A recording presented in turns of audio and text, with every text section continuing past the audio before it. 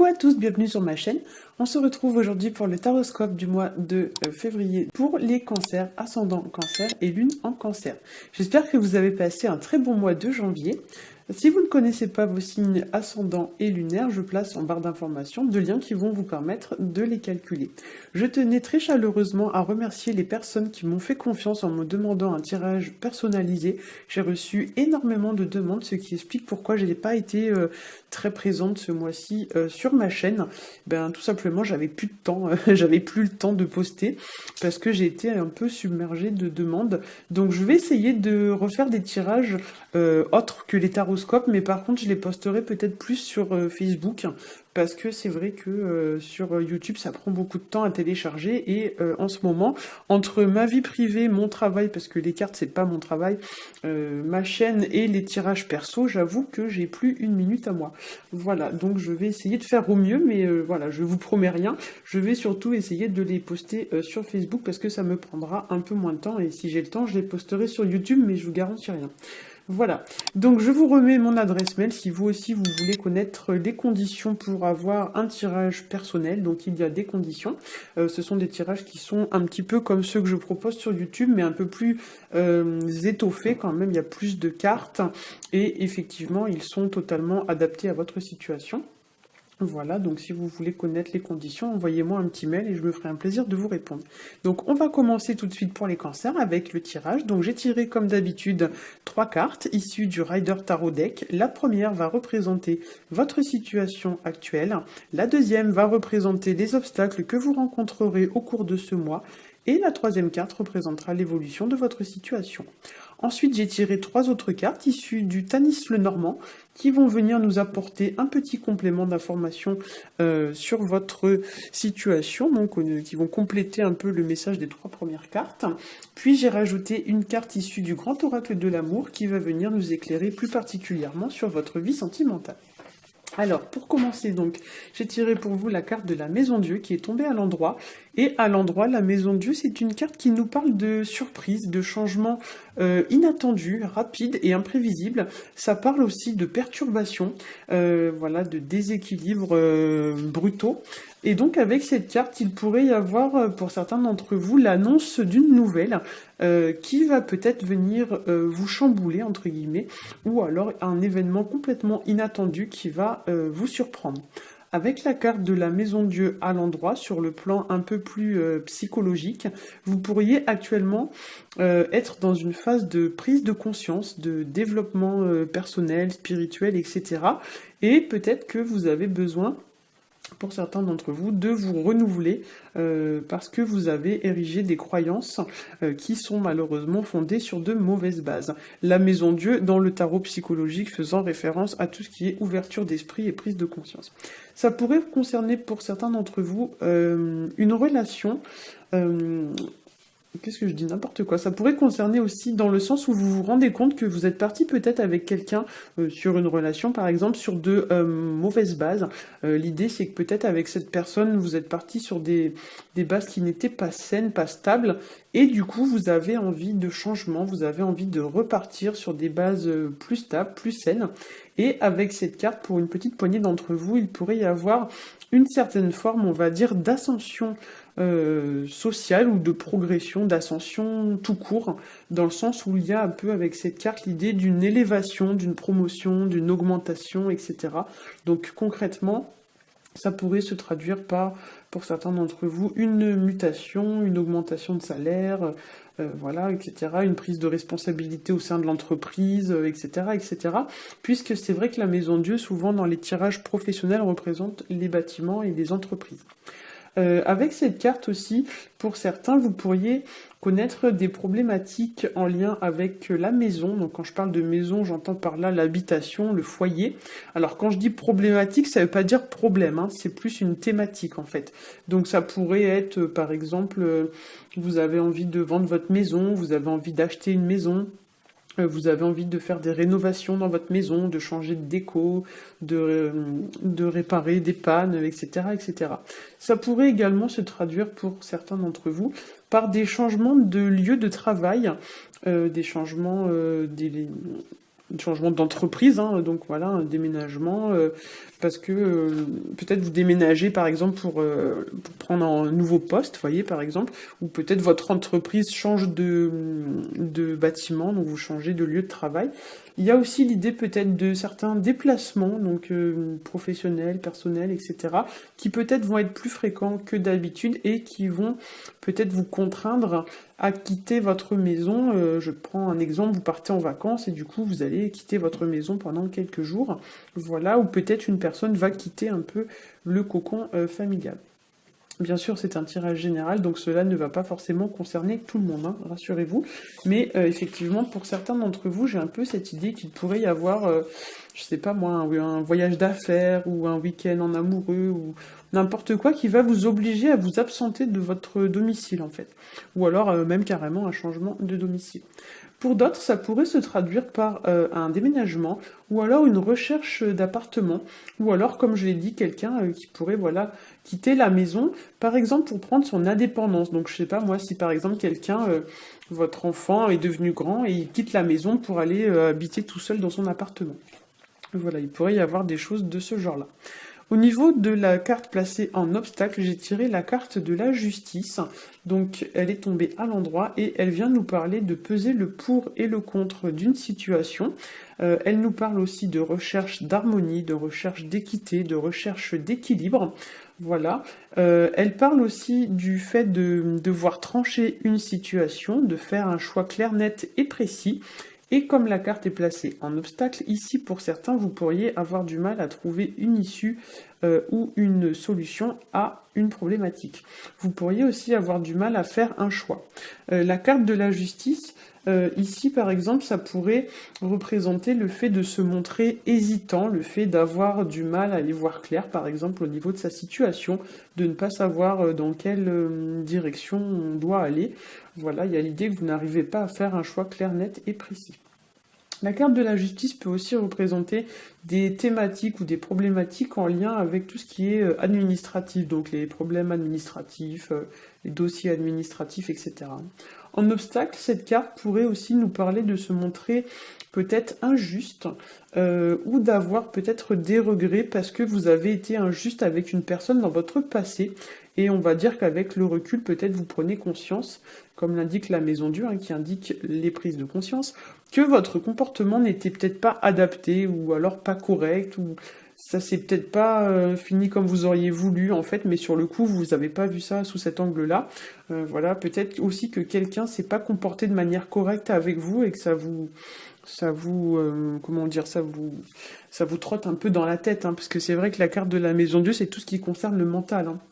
Donc il y a l'idée peut-être que voilà, vous avez envie de trouver une solution dans le sens où peut-être vous avez décidé de repartir sur des meilleures bases avec cette personne par exemple.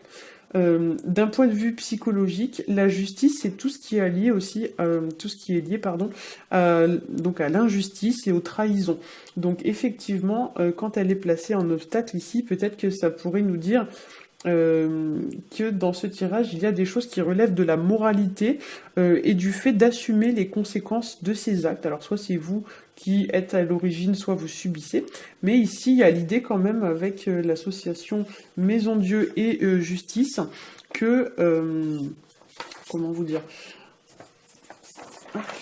que pour certains, voilà, peut-être vous pourriez regretter votre comportement ou le comportement d'une personne qui peut-être s'est mal comportée avec vous et peut-être que si c'est vous, vous vous sentez entre guillemets coupable de vous être mal comporté. Vous pourriez aussi, pour certains, au cours du mois, commettre une erreur de jugement ou d'appréciation vis-à-vis d'une situation ou d'une personne. Et ici, effectivement, on pourrait vous dire de faire attention au jugement trop hâtif. On va dire au jugement, entre guillemets, à l'emporte-pièce. Comme le dit l'expression, ça veut dire que vous jugez à la va-vite. Hein. Donc peut-être que là, comme la carte de la justice est placée en obstacle, et qu'à côté on a la carte de la Maison Dieu qui indique le mental, on vous dit peut-être de bien étudier la question avant de prendre une décision au lieu de juger trop hâtivement. Enfin, avec la carte de la justice, vous pourriez pour certains refuser de voir la réalité en face ou alors refuser d'affronter une situation ou encore pour certains peut-être même perdre espoir et vous décourager.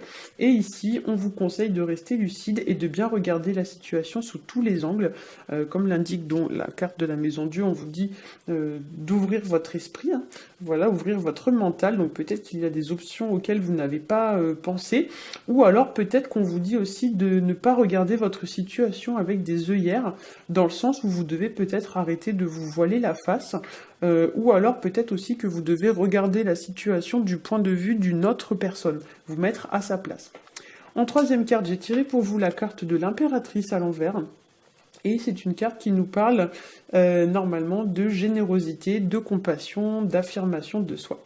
Donc ça, c'est quand la carte tombe à l'endroit. Quand elle tombe à l'envers, souvent, elle indique une difficulté à mettre en place ce genre de choses. Donc peut-être que vous pourriez avoir du mal à faire preuve de générosité, de compassion et d'affirmation. Donc ici, peut-être que pour certains d'entre vous, vous pouvez aussi éprouver de la peine à trouver votre place.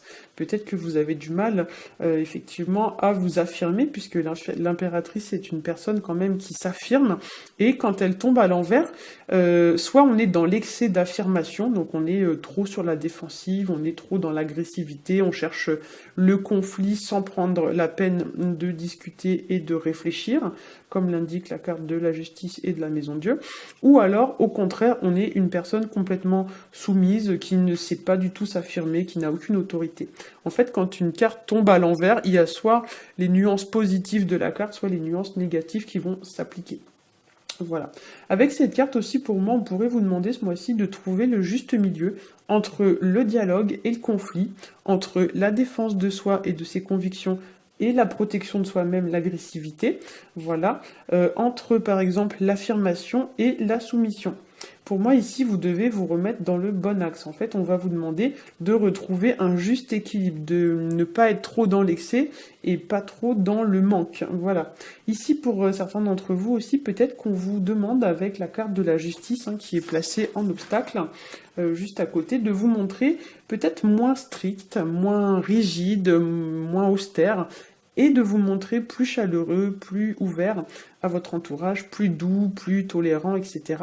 Parce que l'impératrice, c'est une carte souvent qui fait preuve de générosité, de compassion, elle est douce quand même. Elle sait se défendre quand il faut, mais le reste du temps, elle est quand même douce en fait.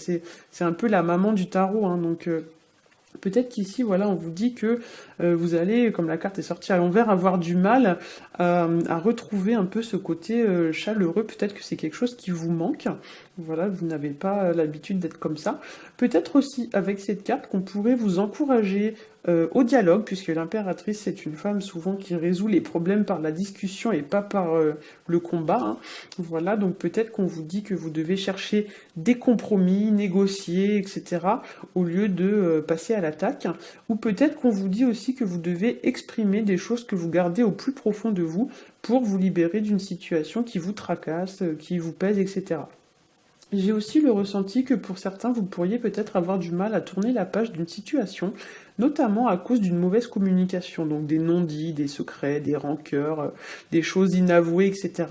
Et ça vous bloque en fait dans la progression de votre situation. Enfin, pour une petite poignée d'entre vous, avec l'impératrice à l'envers, vous pourriez avoir du mal à être créatif, du mal à réfléchir, à être lucide, et vous pourriez vous lancer dans l'action sans réfléchir. Donc là, ici, le conseil, c'est de bien étudier votre situation en profondeur, avec l'idée que peut-être sinon vous allez le regretter par la suite. Au niveau des 3 cartes issues du Tanis le Normand, donc j'ai tiré pour vous la première carte, c'est la carte de la faux. Alors je vais faire un petit zoom parce qu'on voit pas très bien. Voilà. Donc la carte de la faux ici, c'est une carte qui va représenter la nécessité de trancher une situation ou une relation, hein, telle qu'elle soit, donc vous adapterez en fonction de votre situation. Et ça représente également le fait de prendre une décision et de faire table rase de votre passé. En fait, on est sur la carte 10, ça représente les changements, notamment sur lesquels on ne peut pas revenir ensuite en arrière, hein. Voilà. Ça représente aussi la moisson, le fait de récolter ce que l'on a semé. Donc là, comme je l'ai dit, ça pourrait être par exemple le fait de payer le prix d'une erreur que l'on a commise dans le passé, ou peut-être on vous dit aussi avec cette carte de semer vos petites graines pour ensuite, dans les mois à venir, passer à la récolte. Ensuite, donc la deuxième carte, c'est la carte de l'encre. Donc la carte de l'encre, c'est une carte qui va symboliser l'attachement, le poids d'une situation qui pèse un peu sur vous. Voilà, c'est une carte aussi qui représente une énergie quand même assez statique et assez lourde. Donc elle peut représenter par exemple une situation qui traîne depuis un petit moment. Voilà, une situation, on va dire, de longue date, hein, ou alors une situation qui carrément vous empêche d'avancer, ou qui vous freine, qui vous bloque, etc. Un peu comme un bateau, vous voyez, si vous jetez l'ancre, après vous ne pouvez plus aller vers le large. Ben là, c'est un peu ça, hein. Il y a l'idée qu'il y a quelque chose de lourd là qui vous retient un peu comme un boulet que vous auriez à votre cheville, en fait. Ensuite, j'ai tiré pour vous la carte, elle est à l'envers, la carte du trèfle. Voilà, donc c'est une carte qui va représenter l'opportunité, ça représente la chance à saisir. Ça peut être par exemple une offre que l'on vous fait, une proposition, etc. Ça peut aussi représenter l'idée de faire quelque chose sur un coup de bol, un coup de chance. Voilà, et ça symbolise également tout ce qui va être réussite, notamment sur le plan financier d'ailleurs, mais pas que. Voilà, ça représente aussi l'issue heureuse d'une situation et l'optimisme. Voilà, donc si on interprète les trois cartes ensemble, clairement ici pour moi il y a l'idée de se délester d'un poids, l'idée de quelque chose qui vous entrave, hein, donc peut-être vous devez aller tenter votre chance et du coup par la même occasion en profiter pour vous libérer de quelque chose qui vous bloque. Voilà, donc tenter sa chance avec la carte du trèfle. Effectivement, voilà, on a très bien cette notion. Il y a l'idée aussi peut-être que vous devez vous focaliser davantage sur le positif qui ne demande qu'à venir, plutôt que sur le négatif qui vous plombe et qui vous bloque et qui vous empêche d'avancer. Voilà, peut-être aussi qu'on vous dit voilà que vous devez regarder en fait entre guillemets le verre à moitié plein et pas le verre à moitié vide, hein. Il y a l'idée qu'il y a des choses peut-être qui tirent votre morale vers le bas et du coup vous devez vous libérer de ces choses pour pouvoir ensuite progresser. Alors, au niveau de la carte qui va venir compléter le tirage, donc elle est issue du Grand Oracle de l'amour, et elle vient magnifiquement résonner avec toutes les autres cartes, puisqu'il s'agit de la carte souplesse. Et effectivement, la carte souplesse ici, je trouve que elle représente très bien l'idée de transition entre une situation qui est peut-être un petit peu sombre et une nouvelle situation qui arrive et qui est beaucoup plus radieuse, beaucoup plus lumineuse. Il y a l'idée comme ça de quitter une situation sombre et d'apercevoir enfin, entre guillemets, la lumière au bout du tunnel. Avec cette carte, on retrouve aussi très bien cette notion d'équilibre, l'idée, comme je l'ai dit tout à l'heure, de trouver enfin sa place, l'idée qu'on avait déjà donc avec la carte de la justice et celle de l'impératrice. Et ce que je ressens lorsque je regarde cette carte, c'est que vous devez garder le cap sans quitter de vue votre objectif. Donc là, il y a l'idée de ne pas se laisser perturber ni déstabiliser par les événements extérieurs. Vous devez garder votre équilibre.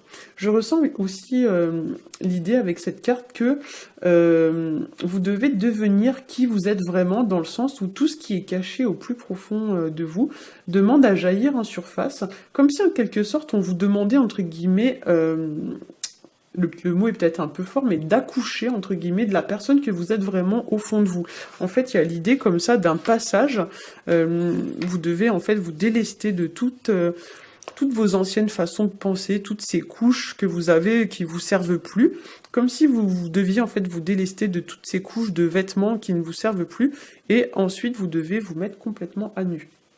Voilà, il y a l'idée que vous devez, entre guillemets, renaître de vos cendres un peu à la manière d'un serpent, vous voyez, qui laisse sa vieille peau morte là de côté et qui avance en faisant peau neuve, hein. Donc ici, j'ai un peu la sensation qu'on vous demande de vous délester de tout ce qui n'a plus lieu d'être dans votre vie, de vous libérer de tout ce qui n'est pas vraiment vous et d'avancer confiant vers l'avenir. Voilà. J'espère que ce tirage vous aura plu. Si c'est le cas, n'hésitez pas à liker, à partager et à vous abonner. Pour ma part, je vous souhaite un très bon mois de février et je vous dis à bientôt.